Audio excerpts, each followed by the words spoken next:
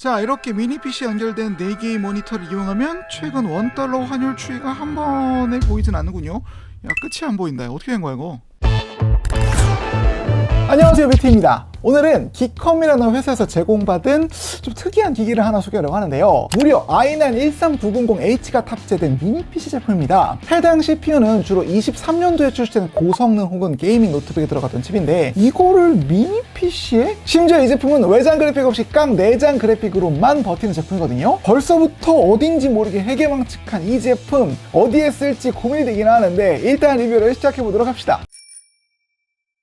오늘 리뷰할 제품의 이름은 IP13이라는 제품으로 기컴이라는 회사에서 제작한 PC이고요. 일단 가격이 90만 원대에 달합니다. 대부분의 미니 PC에 비하면 상대적으로 좀 많이 값비싼 제품이긴 한데 과연 값을 할까요? 간단히 스펙부터 보면은 우선 이 제품 같은 경우에는 앞서 말씀드린 대로 i9 13900H 14코어 20thread CPU가 들어가 있고요. 램 32GB의 저장 장치는 무려 2TB가 들어있는 모델입니다. 구성품에는 모니터 뒤에 달 수 있는 브라켓이 포함되어 있다는 걸 제외하면 특이한 부분은 없고요.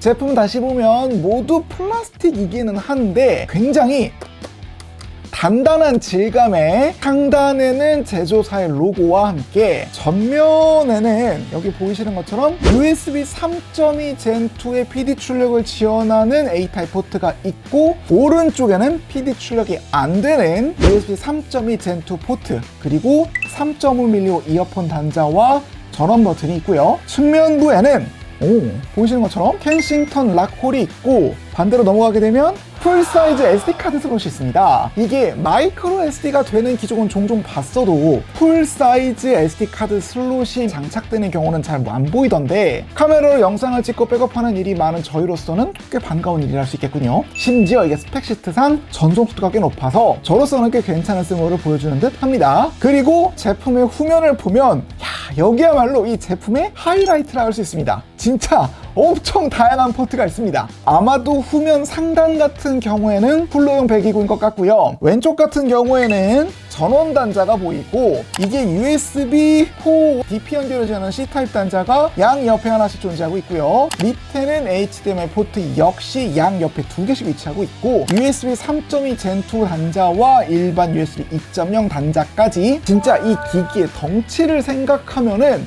말도 안 되게 정말 굉장히 다양한 포트가 탑재되어 있는 것을 볼 수 있습니다. 일단 테스트를 해봐야 알겠지만 디스플레이 연결이 가능한 단자만 무려 4개가 있는 셈이에요. 참고로 이 상태에서 부팅을 하면은 윈도우 11 프로 제품이 깔려 있고요. 혹시 이게 중국산이라 좀 불안하다 싶으신 분들은 아예 밀어버리고 새롭게 설치를 하면 될 듯 싶습니다. 자, 이제 소갈매기를 봐야겠죠? 이 제품에 여기 보이신 이 벨을 따는 거는 어렵지는 않은데요. 여기 보시면은 경고 스티커가 붙어 있습니다. 여기 보면은 워런티 보이드 if seals broken이라고 해서 야 이거 실 깨지면은 그때부터는 AS가 좀 어려워 내 부분은 어지간하면 하지마 라고 막아주는 스티커이긴 한데 저 같은 경우는 그냥 열어보도록 하겠습니다.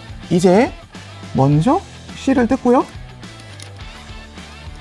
다음에는 나사를 풀고 이제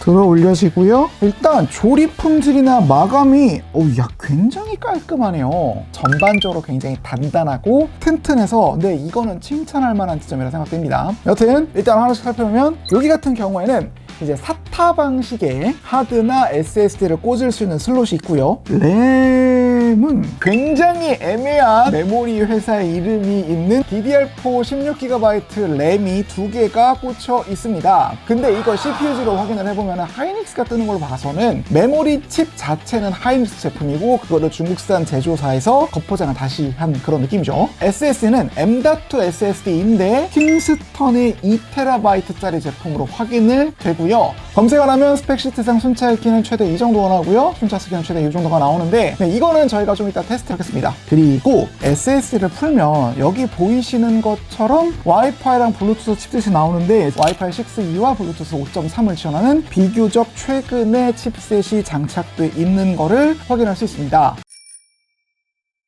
이제 이 PC의 대략적인 성능을 알아봅시다. 앞서 말씀드렸다시피 이 제품에는 i9 13900H가 탑재되어 있는데요. 과연 성능은 어떨까 싶어서 테스트 몇 가지를 돌려봤습니다. 우선 긱벤치 6를 돌려봤는데요. 대략 이 정도의 점수로 딱 해당 칩에 맞는 성능을 뽑아주는 모습이고요. 시네벤치 R23과 시네벤치 2024는 각각 이 정도의 점수가 나옵니다. SSD 속도를 볼 수 있는 크리스탈 마크벤치 역시 딱 스펙 시트에 맞게 나온 모습을 볼 수 있습니다. 그래픽 성능을 확인할 수 있는 3D 마크의 경우 대략 이 정도인데 이건 좀 아쉽죠. 아무래도 게임에서는 큰 힘을 발휘하지 못할 것 같아서 실제로 돌려봤는데요. 메이플이나 발로란트나 롤 같은 건 문제없이 돌리긴 했지만 이 다음부터가 문제더라고요. 사이버펑크 2077 같은 경우 프레임이 너무 낮은 건 100번 양보해서 그럴 수 있다고 치는데 발열이 문제입니다. 온도가 높아도 너무 높아요. 아무래도 여기에 달린 이 팬이 제 성능을 발휘하지 못하는 것 같은데 이러면 왜 문제가 되냐면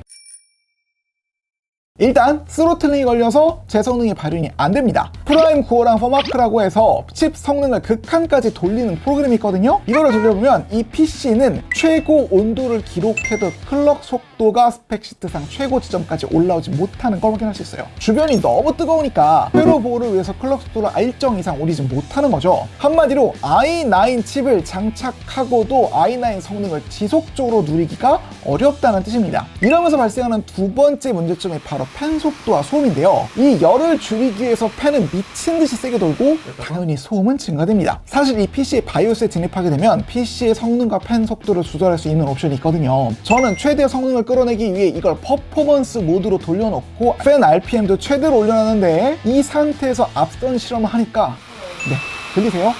귀에 거슬릴 정도의 소음이 발생하는 걸 확인할 수 있습니다. 자, 그리고 마지막 문제점은 이 미니 PC에 달린 와이파이 블루투스 칩셋이 이 발열에 영향을 받는다는 데 있습니다. 미니 PC는 대부분 공간이 매우 좁기 때문에 열이 쉽게 방출되지 못하고 갇혀있는 경우가 많아요. 실제로 와이파이와 블루투스를 사용하면서 앞선 프라임 구어 테스트를 진행하게 되면 온도가 꽤나 높게 치솟는 걸 확인할 수 있습니다. 아무래도 폼팩터의 한계가 있는 만큼 i9의 풀 성능을 지속적으로 뽑아내기 위해 이 제품을 사용하는 것은 조금 말리고 싶고요. 온도를 더 낮춰야겠다 싶으면 노트북용 쿨링팬을 하나 준비하는 걸 추천드립니다.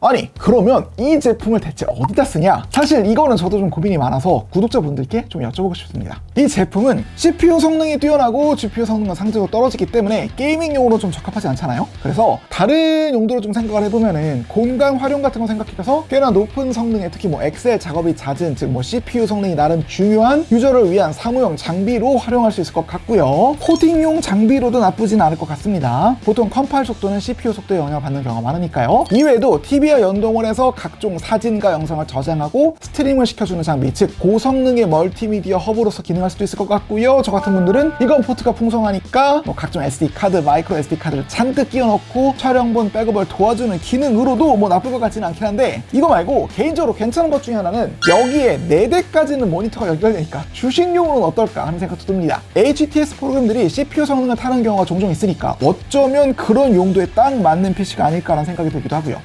그리고 이것도 가능할 것 같습니다. PDF나 이북 만들 때 문자인식 돌리는 경우에 CPU 바를 꽤 많이 타거든요. 이런 거를 전문으로 돌리는 분들의 경우에도 수요가 있을지도 모르겠습니다. 정리하자면 이 제품은 홈 서버로서 사용하기에 가장 높은 성능을 자랑하는 기기를 할 수 있어요. 파일과 미디어 백업을 하는 클라우드나 컴퓨팅 파워를 보조하는 역할로선 꽤나 높은 효용성을 보일 것 같습니다. 다만 원활한 홈 서버 성능을 위해선 쿨링이 원활한 장소 혹은 보조적인 쿨링 수단이 필요할 수도 있다는 점을 꼭 언급하고 싶군요. 자, 여기까지 무려 i9이 탑재된 미니 PC에 대해 잠깐 살펴봤는데요. 확실히 이 미니 PC라는 폼팩터의 장점과 단점이 극명히 드러나는 PC인 것 같습니다. 작은 홈 서버가 필요하거나 기존의 미니 PC 성능에 관심을 느끼셨다면 이렇게 고사양의 칩을 장착한 제품으로 큰 만족감을 느끼시겠지만 성능 유지력의 측면에선 오히려 더 갈증을 느낄 소지가 클 테니까요.